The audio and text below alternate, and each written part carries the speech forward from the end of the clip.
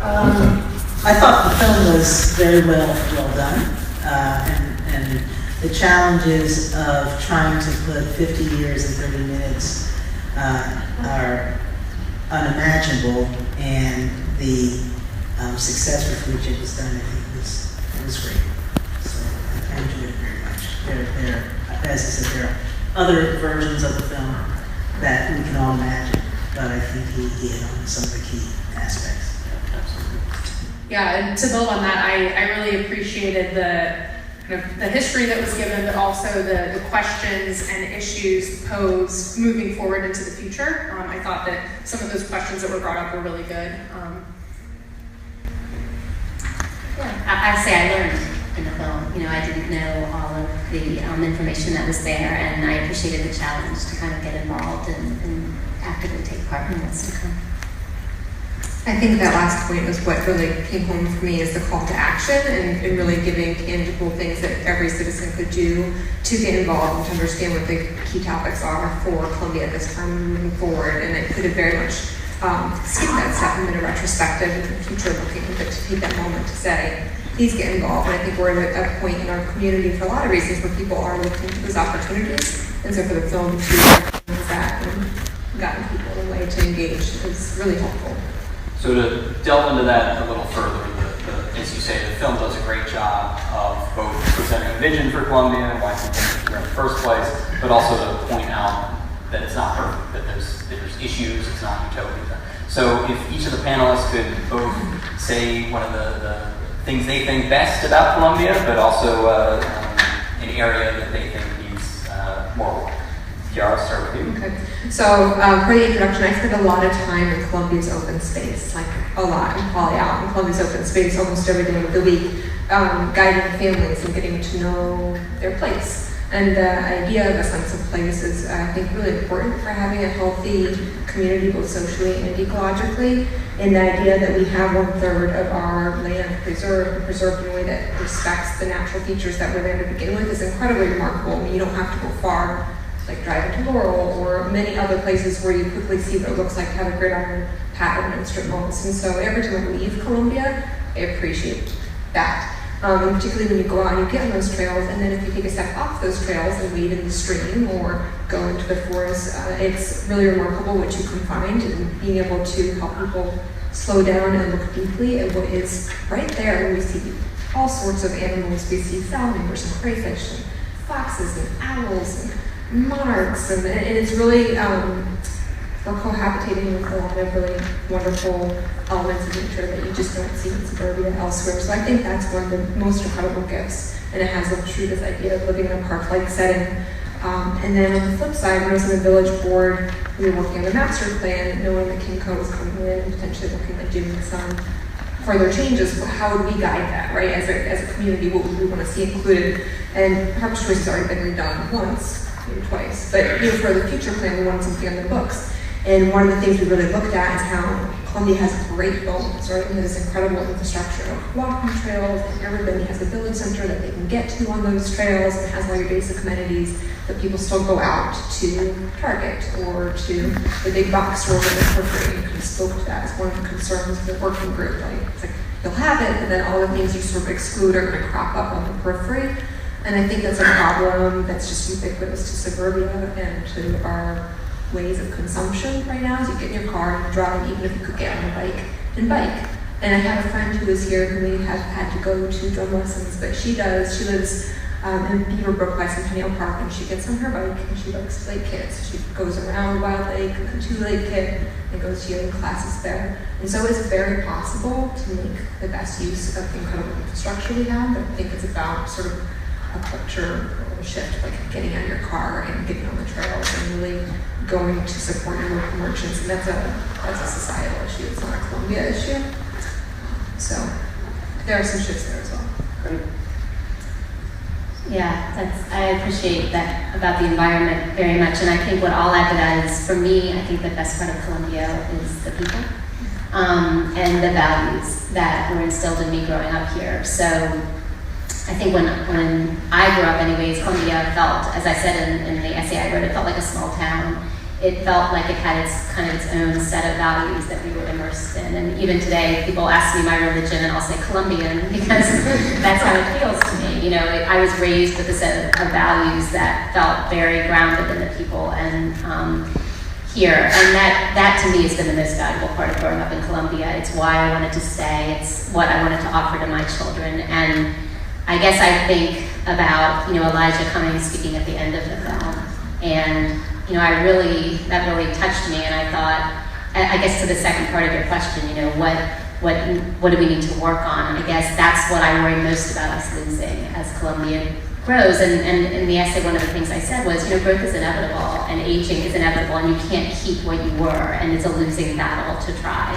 So it's not about trying to go backwards, but how do we hold on to those values that for Rouse to come forward and say he built a city around love, it's just an incredible concept, and especially right now, in the times we're living in right now, that has to come back. I think that really does. And so, how can we recapture some of that and put that back into some of the decision making, because it doesn't seem to be as much a part of the decision making right now as it was then.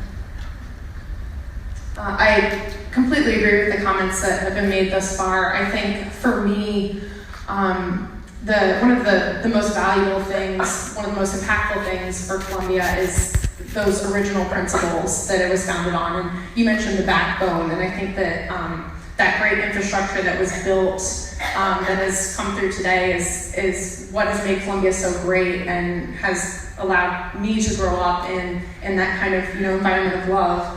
But I do agree with the comments that were made about concerns with the kind of periphery retail that's occurred along Stone River to the east. I think that that's had a huge impact on the neighborhood and village centers and their ability and capacity to support retail and support that mixed-use environment that was part of the original vision. And then the other thing that I think that Columbia really needs to think about moving forward is connectivity from all aspects. I think that the Green Network is fantastic. I think it actually goes above and beyond a lot of other communities and nearby suburbs. But thinking about public transportation and how you get around, and thinking about how the evolution of cars, driverless cars, automated vehicles, there's a lot of things that are coming technology-wise that I think will greatly impact what that connectivity looks like in the future. I agree with what each of the other ladies have said, and I think if I were going to try and articulate what one thing when I most about Columbia, it's how all of those disparate elements were brought together, so that there was concern about environment and all those things that he talked about, concern about the people. And that vision was clear in the beginning. And there are, soldiers who are holding the fort, in this audience here, who are trying to make sure that we don't lose the vision of who we are as a city, as a community. But it is being lost, so that's the downside. And nothing, again, change is inevitable. But we can choose how we're going to change. And to a certain extent, it seems as though, for all that was said about how Columbia has positively changed Howard County,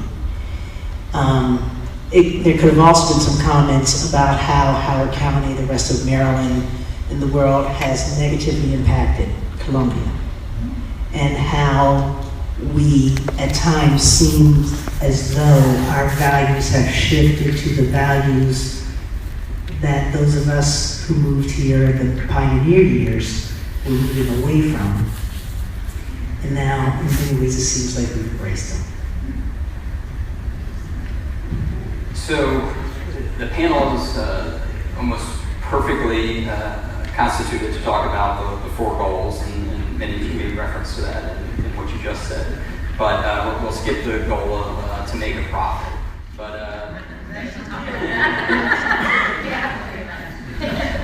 but Kiara, and maybe we assign each of the goals a grade for me to have respecting the land, how do you think Columbia has done?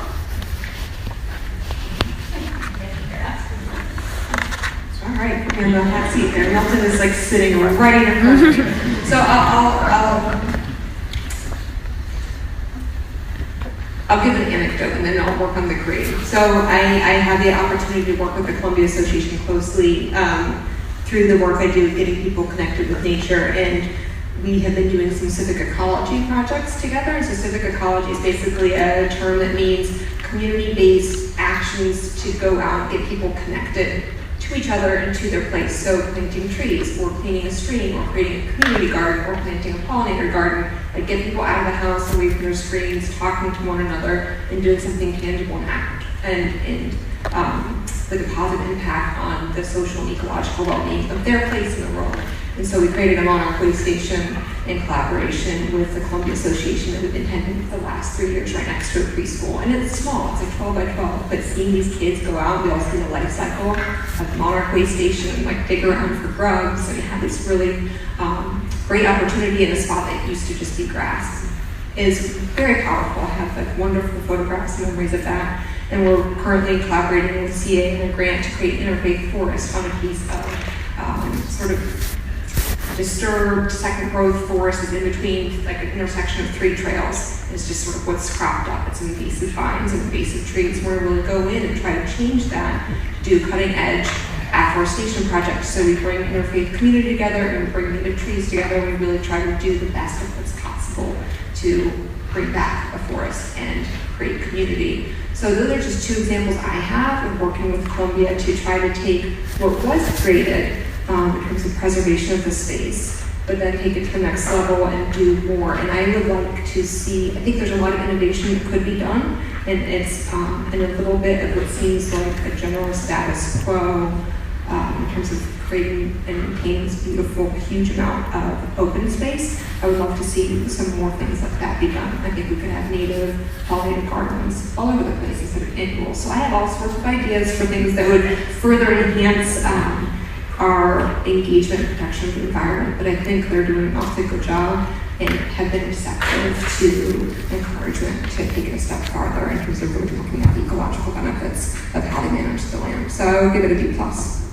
So the bones are there. And, bones are there. We could do more, but what we're doing is really good. Right. So Kim, you as the mental health counselor probably have the most difficult goal to evaluate, which is what grade does Columbia get for encouraging the growth of people? Yeah, and as a mental health counselor, I have no problem telling you I'm not going to give a grade. but it's actually such a big question. Like it's a huge question to ask, how is Columbia taking care of people? And I actually just was thinking that it's just such a beautiful question. That Jane Strauss even engaged the question is, I think, what's so incredible. I feel like in my line of work, we're always engaging that question, but in the world of urban planning, I can't imagine that was always part of the conversation.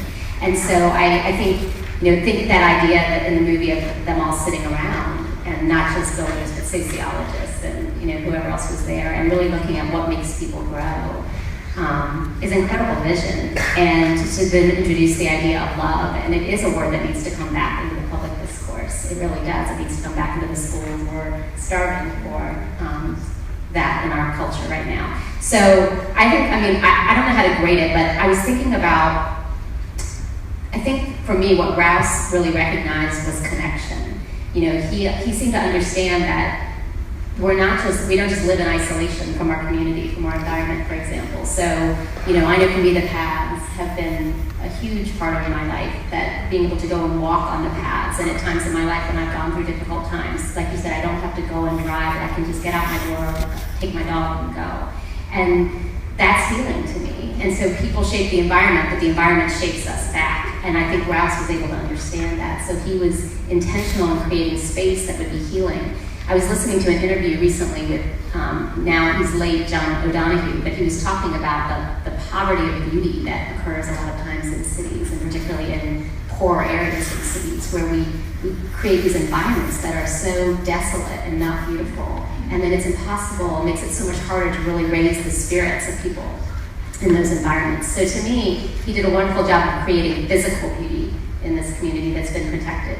But then also I think the connection he recognized was that people do better when they're connected to their neighbors, when they're able to interact with each other. So that, to me, that vision of saying, you know, we can't just have people, you know, like living in little pockets. So the Italians are over here, and the Jewish people are over here, and the Greeks are over here, and what we tended to see in many cities. And he said, if you bring people together and make them neighbors, it's much harder for them to not to distrust each other, to not like each other. If your kid's at school with my kid, you know, we're at the same parties, we're at the pool together. And so I think his vision is saying, once you bring people together, it's actually more likely they will get along than not get along. You know, that it's the disconnection from each other that creates the distrust, not actually the connection. So I think for me, growing up in Columbia, I can just speak personally, I don't have data on how people have done that have grown up in Columbia, but I can tell you that growing up in Columbia, it felt like a very nourishing place to grow up. It felt like we used to call it the bubble. Because we felt very protected. I don't mean from crime, I mean literally we felt protected from kind of the negativity of the world. You know, we felt as though here it was okay to just have your friends and they could be any friends, and the values that our parents brought in and the pioneers, like you said. I mean, they did move here intentionally, so the values were, people weren't here unless they kind of held those values at that time.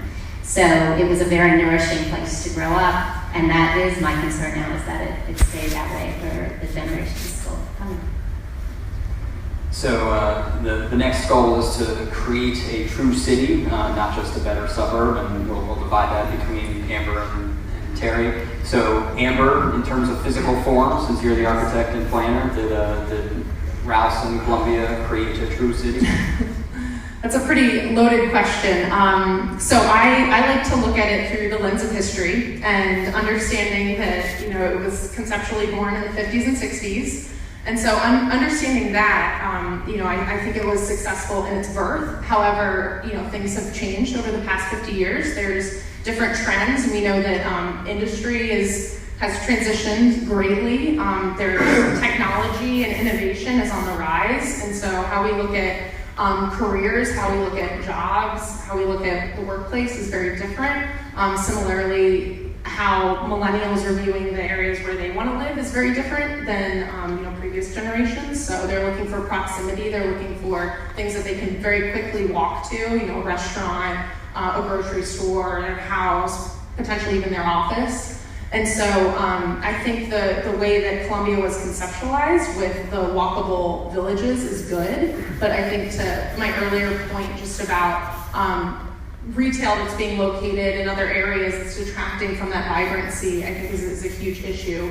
And also, you know, I've thought a lot about the revitalization of the town center downtown and what that means, and I think you know, affordability is a huge concern of mine, because that is one of the foundational principles of Columbia, is to have socioeconomic diversity and allow people of all walks of life to live there. And so when there is opportunity for new housing, there should absolutely be you know, income requirements for that to provide low-income housing opportunities, because without that, you really end up homogenizing the population, and I kind of see that increasingly. Like, I have friends I went to high school with who don't come back to Columbia because they can't afford it, and so that's a big concern of mine moving forward.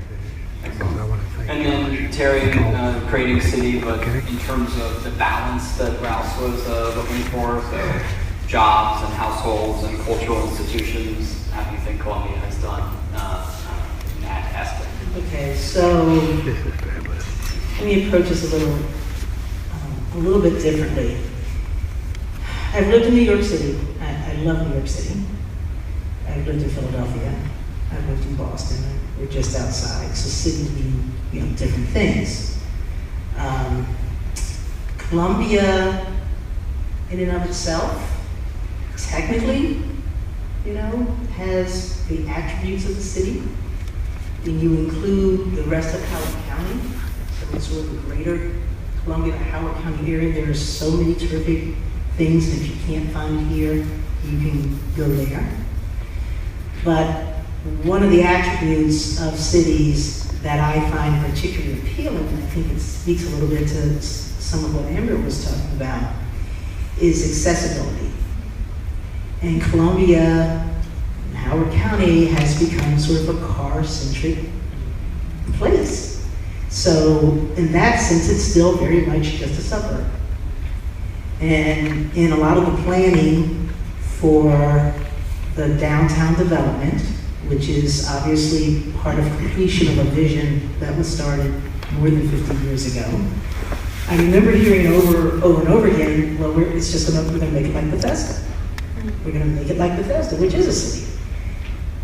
But for me, I never wanted to live in Bethesda. And so the challenge is, how do we become a complete city that remains unlike other cities?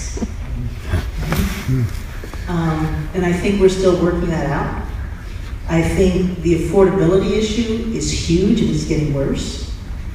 I think the issues of integration, especially across socioeconomic lines, we're becoming very much like traditional cities. We're becoming ghettoized. Even, I think part of Rouse's original vision, and you can correct me if I'm wrong, was that if you integrate the housing, then all the public facilities follow. So you don't have to worry about integrating schools, which is, some of you are too young to remember, most of you all aren't. That was a big issue, integration of schools in the 60s and 70s. How do you do that? Do you bus, or do you disrupt neighborhoods? And here we are going through the zoning process for the school system again, right? Or redistricting process as we do cyclically.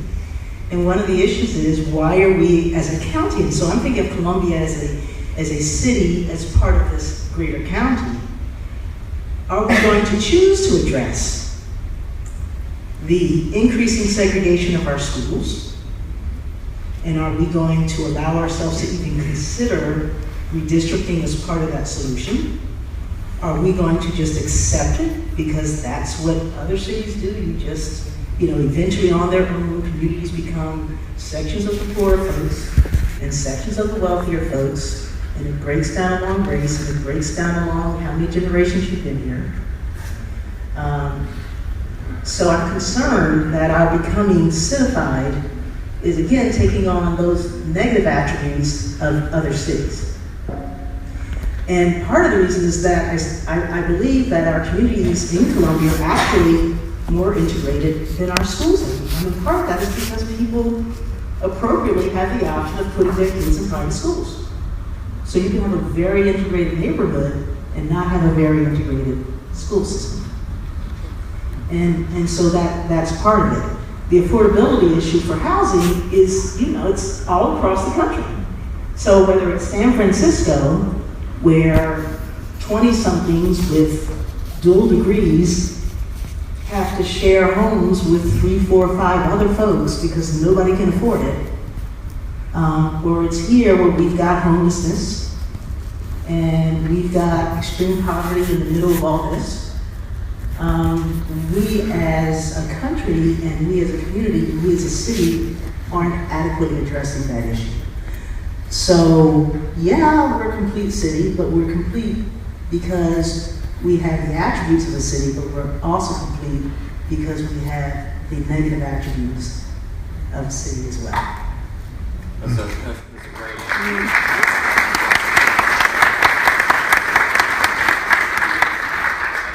May actually come as a comfort to some people in response to what you just said. The issue with race in Columbia, Rouse initially hoped it would be unself-conscious, right? He basically said we're going to be colorblind and we're not going to discriminate, therefore it's not going to be an issue. And the very first Baltimore Sun article on what Rouse was doing in Howard County was Rouse is going to build an integrated community. And this was a big deal in Baltimore, which was very segregated in the early 1960s. And it was never as easy as Rouse had initially hoped. It wasn't unself-conscious. So when they started selling homes, they were selling the land to builders who were building the homes and then selling them. And they found that some builders were steering people. They would steer the blacks to one cul-de-sac and the whites to another cul-de-sac. And And again, it wasn't unself-conscious. The Rouse Company had to step in and buy some of those homes back such that we wouldn't get segregated communities. So it's one of these issues that requires continual effort. It's not as easy as just coming up with the idea in the first place. Right. So one last question for the panel, and we'll open it up to the audience. So we've talked about Rouse's vision for Columbia, the original goals. Do you think that those goals are being passed down to the next generation of Columbians? And if not, what needs to be done to make sure that everybody in Columbia understands what the goals were and what people should be striving for? Terry? No. So some of it I think is simple and some of it's not. I mean, it's really hard when life moves forward to stay with what you used to believe, right? I mean, that's just part of maturity and growth and change. But I do think that when Columbia closed the exhibit center, we closed the opportunity to share our vision and our mission with new residents.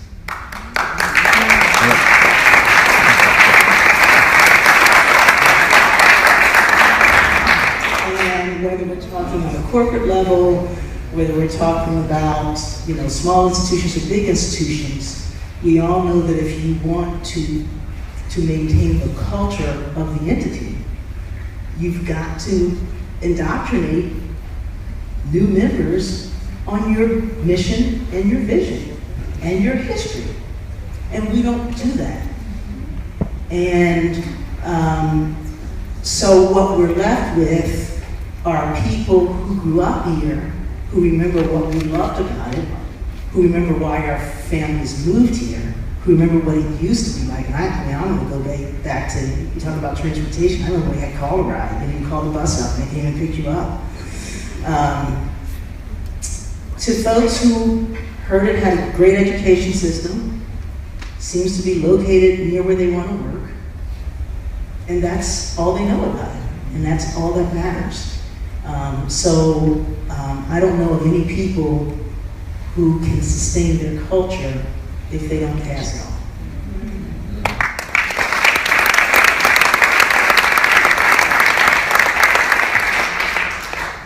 I think that was very well said. I mean, I agree. I'm just kind of thinking from an urban design standpoint that that original vision, I think, is still valid today, just through a different lens. And I think that's really important. And I don't think everyone realizes that or can interpret that moving forward into the future. And so continuing to, call back to those original principles and then think about how they can be applied in a 21st century way is incredibly important, and I think is something that we should really focus on moving forward. Yeah, I don't really have much to add. I mean, that was well said by both of you. I think the key is how do you, it has meaning to us. It doesn't have meaning to people like you who are not for those reasons. So how do you take it then and say, but these parts may have value to you? And how can we look at maybe innovative ways to do that and capture that history and explaining why you might want this to? Yeah, it was very clear throughout the movie that the last priority was turning a profit. But that was important because you need to be solvent, but that was the last priority below people and below the environment. And I do think that has really changed. I think if you look at the people who have the primary stake in guiding Columbia's future, profits pretty close to the top, if not the top, and I think that's self-evident when we see things rolling out at the different scales, neighborhoods or village centers or downtown Columbia as a whole. And I don't think that's sustainable from a long-term perspective, right? Like sustainability means economic, but social and environmental together as three legs to a stool that is stable and can guide you forward. And so if you are really prioritizing the economic profit drive over the other two, it's going to be a wobbly future. And I think the 50th anniversary is an opportunity to maybe reground ourselves in very intentional ways on what that vision is and think about how do we actually reprioritize people and reprioritize taking care of our place and taking care of each other. So So it's a good opportunity to get back to that in a way that makes sense for where we're going.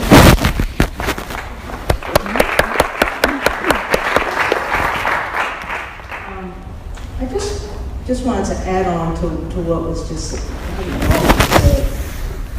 We act as though we haven't seen what happens to cities that are built for the purpose of making profit. So we act as though we follow these other models and we step away from who we are at our core, but that's never been tried before. Even as we watch decades of urban decay and renewal, even as we, sit around and those of us who lived through the 70s remember seeing all the shopping strips along Route 40 and Route 1 die, right? And what that looked like. So things have to change, and I think you're right, we have to shift it, but we can't lose track that maybe something we started out with was actually the right way to go.